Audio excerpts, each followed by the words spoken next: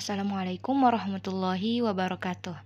Halo semuanya, pada video kali ini kita akan membahas tentang bagaimana sih terapi bermain pada anak autis.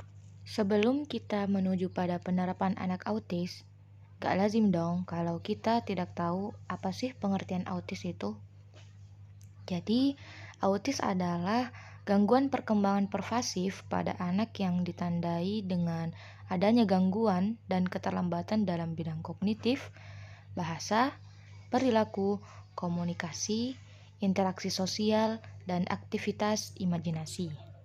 Setelah mengetahui pengertian autis, mari kita bahas apa saja gejala pada autis. Gejala autis mulai tampak sebelum anak berusia 3 tahun. Bahkan pada autistik infantil, gejalanya sudah ada sejak lahir.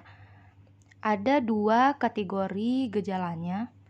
Yang pertama, merujuk pada penyandang autisme dengan gangguan dalam melakukan interaksi sosial dan berkomunikasi. Gejala ini dapat meliputi masalah kepekaan terhadap lingkungan sosial dan gangguan penggunaan bahasa verbal maupun nonverbal.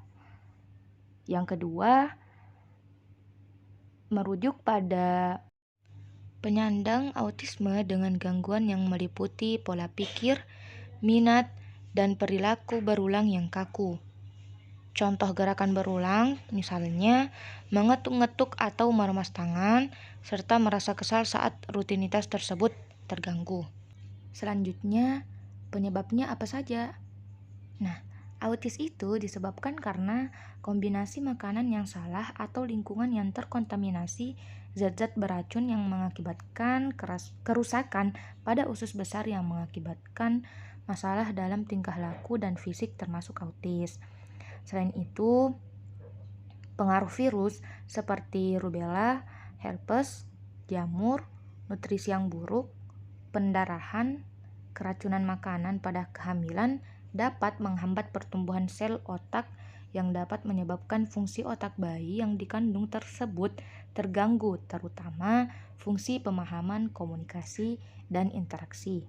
Selanjutnya, kita bisa langsung menuju pada penerapan terapi bermain pada anak autis. Terapi bermain ini merupakan metode psikoterapi untuk membantu anak usia 3-12 tahun dengan kondisi kebutuhan khusus agar lebih bisa mengekspresikan pikiran, emosi, dan perasaan mereka. Lewat metode ini, anak juga bisa mengembangkan keterampilan, perasaan empati, serta perilakunya sehari-hari. Dalam pelaksanaan terapi bermain, bisa menggunakan buku, alat kesenian, musik, benda-benda kerajinan tangan, dan alat permainan lainnya. Terapi ini biasanya dilakukan selama 30-45 menit di setiap sesinya dengan jumlah sesi sebanyak 20 sesi. Selama anak bermain, orang tua atau pengasuh beserta psikolog bisa mengamati anak dan menggali informasi mendalam tentang karakter, kesukaan, dan perilaku anak. Jadi, kesimpulannya, terapi bermain pada anak autis ini sangatlah penting untuk perkembangan anak, baik fisik, emosi, mental, intelektual, kreativitas, dan sosial.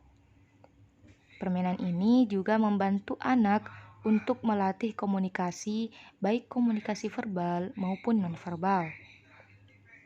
Permainan ini dilakukan pada anak autis untuk melatih anak berkomunikasi, terdiri dari permainan menggambar dan mewarnai serta bermain teka-teki. Oke, mungkin cukup sampai di sini. Assalamualaikum warahmatullahi wabarakatuh. Sampai jumpa.